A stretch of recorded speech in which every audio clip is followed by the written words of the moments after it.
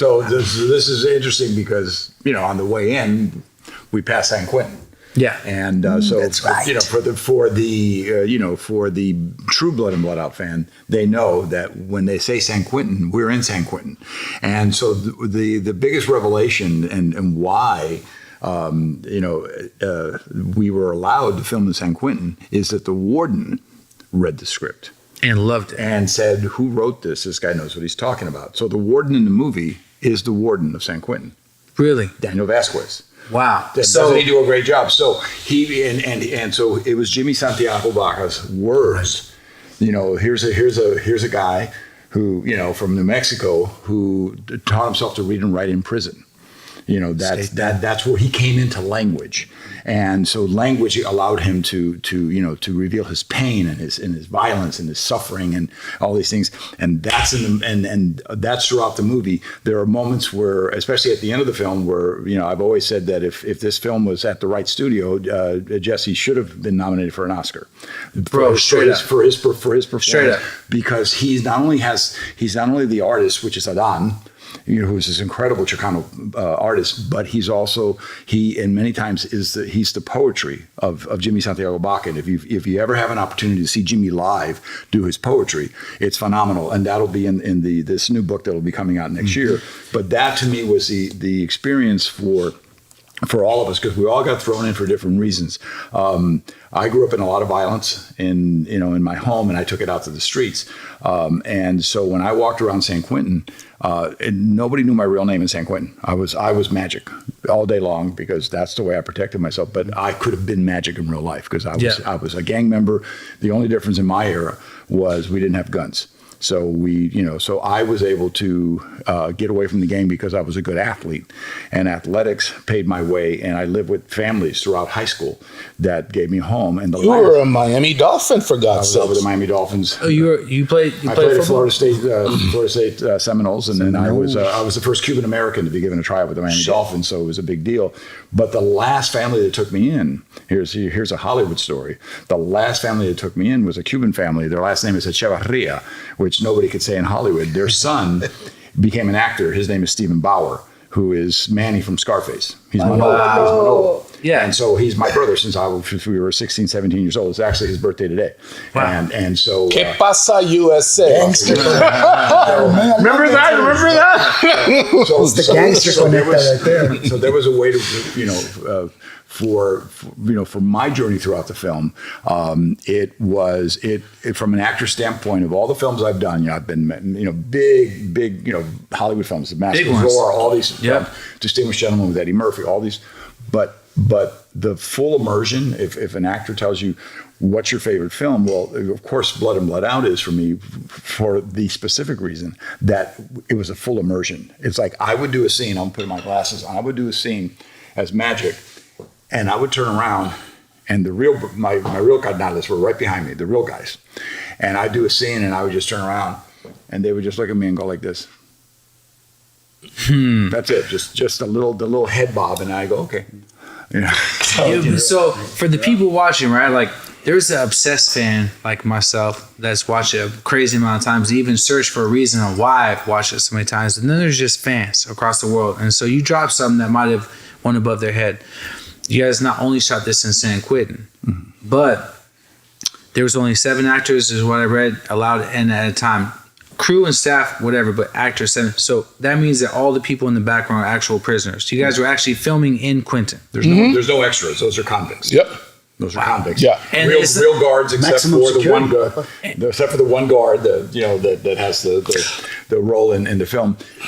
Everybody else that you see around us, they're real guards. They're real convicts. And it's not like the prisoners were like behind a cage while you guys acted. You guys were in the mix. Yes. Yeah. In a real fucking prison. Yes. And probably one of the most dangerous prisons in the world. Yes. At that time, the most notorious prison in the state of California today, by 100%. The way. San Quentin is the most rehabilitative prison in the state of California. Wow. Really? Yeah, they brought in all these new programs. I don't know if it's because of our film.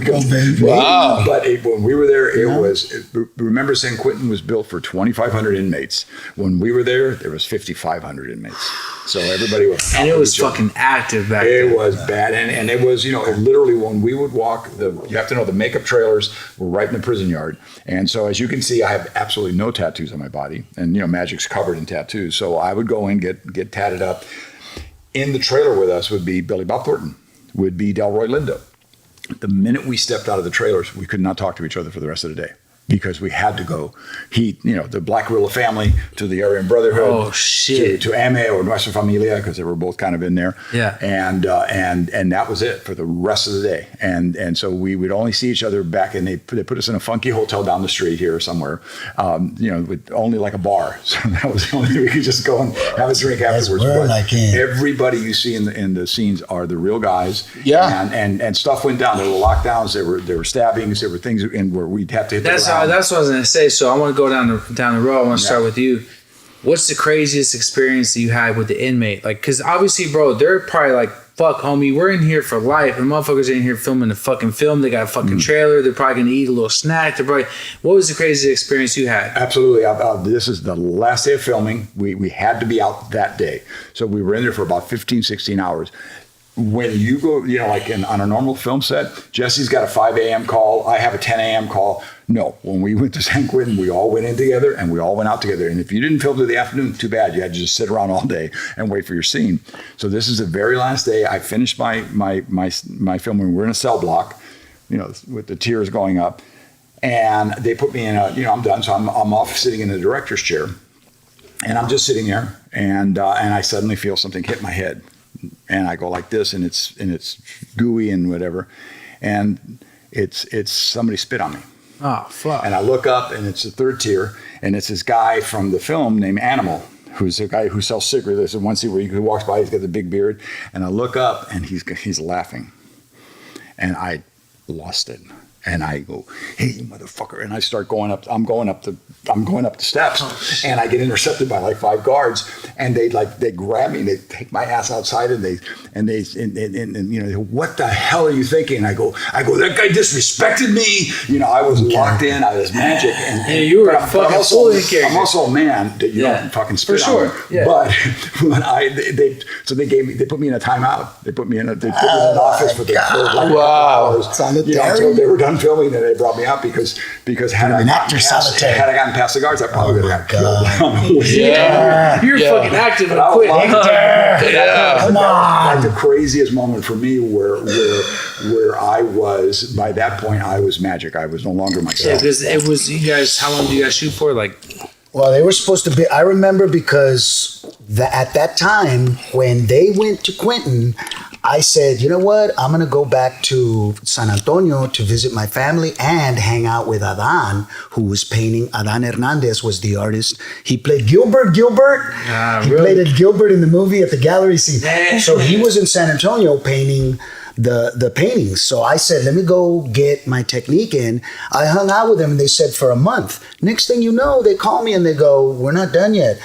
That's why I was able to grow the whole heroin look, because you guys got stuck there an extra longer month. So you guys were filming in there for about a month. So they got stuck like Chuck. Yeah, they were prisoners. How could you not be in character? And also, when you get around some shit like that, you have to adapt with your climate. You have to just kind of change up, because if you're just too, you know what I mean? Yeah. Oh, and one this is a local story because of where we were filming, because people don't realize that San Quentin is in San Rafael, but it's also Marin County, where there's a lot of money.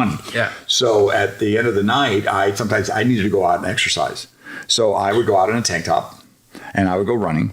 And I'm as you can see, I'm a pretty light-skinned Latino, but I was dark from the film, and I had all the tats on me because they didn't come off. I was getting profiled. I had for cops sure. follow me. This big guy running through the neighborhood looking like magic, and they're like actually following me around. And I realized that's what it feels like to get profiled because I've never been profiled. That's real profile. Yeah. I was lucky. I was only there half the time because Popeye gets paroled. Yeah. So I got to go home early.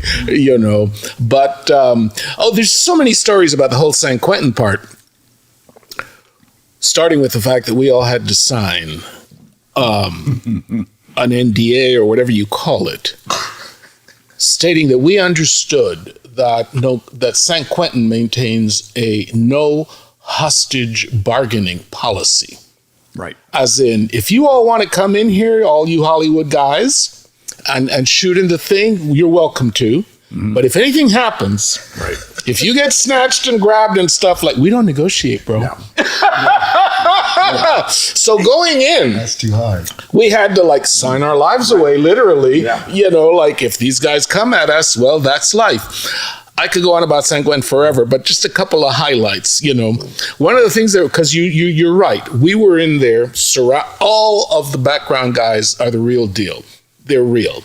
Okay, so there's amusing stories about that because they took us up on field trips before we ever shot. They took us to show us around and meet the corrections guys and everything, and be tutored about how you act in the prison. And I'll never forget the corrections guys were telling us things like, whatever you do not talk to the inmates. Don't talk to them. It's like when you're around them, don't, because you said they don't call them cons for nothing. These guys have all day long to be dreaming up schemes and stuff like that. And the first thing they're going to try to do is run some kind of scheme on you. So just don't even talk to them. Okay. It's like, okay, oh, yes, true. Oh, we get advice well taken. Of course, as soon as we got in there, we're surrounded by them. I remember the very first scene was in that dining hall, that scene, where I tutor Miklo and stuff.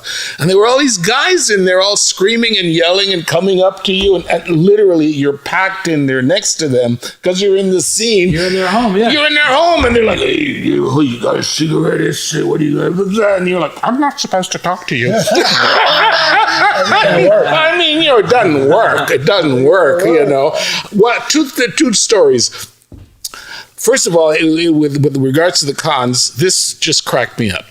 So we get in there, and the first day of shooting, and the first day of shooting was that in that old dining hall with, I think that they had quote unquote auditions and picked about 500 of them.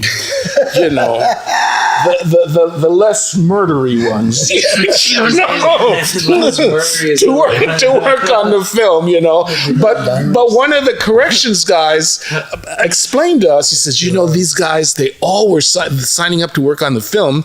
And we're like, okay, well, that's interesting because they want to be in Hollywood. He said, no, let me explain something to you about life in the joint.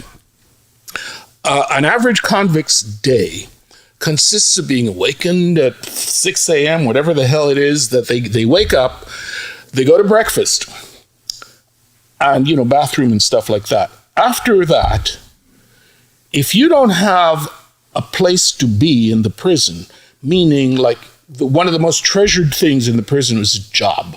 Working in the laundry, working in the kitchen, working in the library, whatever. But that's a very limited amount of jobs. If you don't have a place to go and do after the meal, between the meals, you have two choices. You either go back in your cell and get locked up until the next meal, or you go out in the yard. Whatever the weather is, whatever it is. And so that's why you see all the guys out there lifting weights and just like that, because it beats the heck out of being locked up, in the thing. So when this opportunity came up, it represented a reason to not be locked up in the cell all day. It's like, yeah, sure, I'll go be in the movie with these Hollywood bitches, whatever. Yeah. So that was an interesting little bit of information. But now we get to the first day of shooting. And it's the big dining room scene, so they need tons of them. And I remember showing up to the set, and there was this whole line of them. They were all lined up against the prison wall, waiting to be called. And they were all standing there with little brown paper bags, that they were holding. And the paper bags were their lunch provided by the prison. which basically was like a banana or an apple and a bologna sandwich. And there they are with their lunch. Okay, so we're shooting scenes and stuff like that.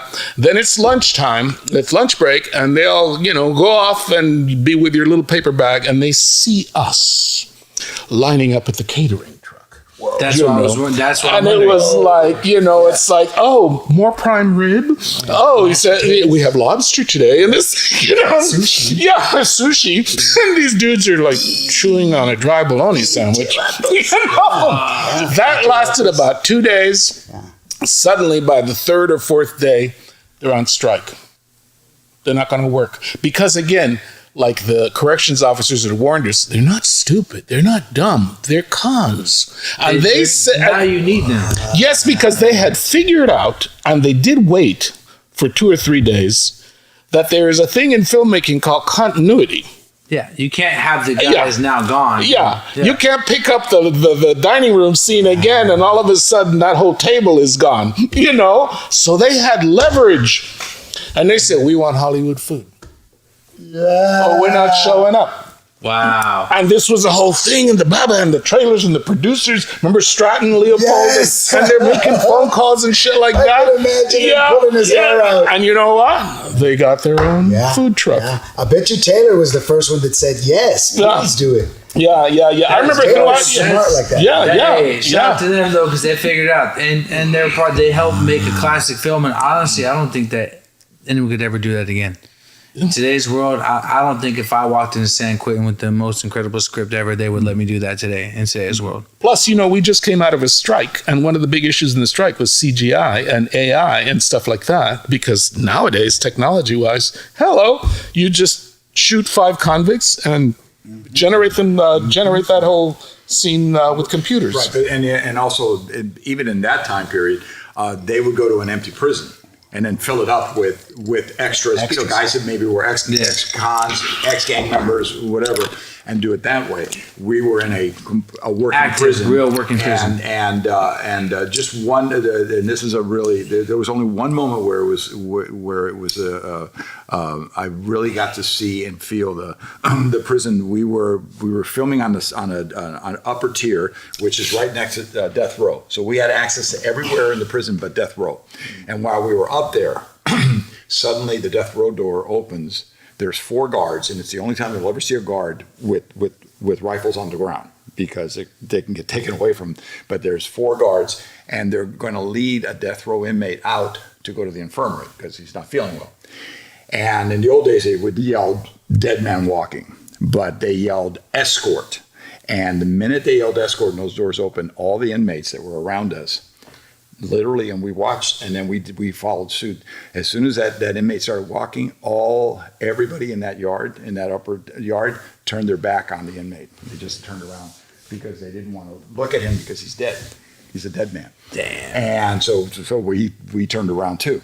But it was the one and only time that happened. But it was we happened to be in that moment up, and we had to stop filming. And they walked this guy across with the rifles, and everybody turned around. Yeah. I remember that. Yeah. We had to stop filming another time because we actually had a killing, like right in the middle of because we were shooting out in the yard, and all of a sudden there was a commotion and everything, and the horn is going off and whatever, and the crowd parts, and there's a body lying on the ground. Somebody got shivved right there, And of course, when that happens, immediately lockdown, whatever, everybody, whatever. And Taylor, I remember Taylor, he's so cute. He's like, well, but I'm not sure about, I'm going to lose the light. And Motherfucker just passed the light. Daniel must have been like,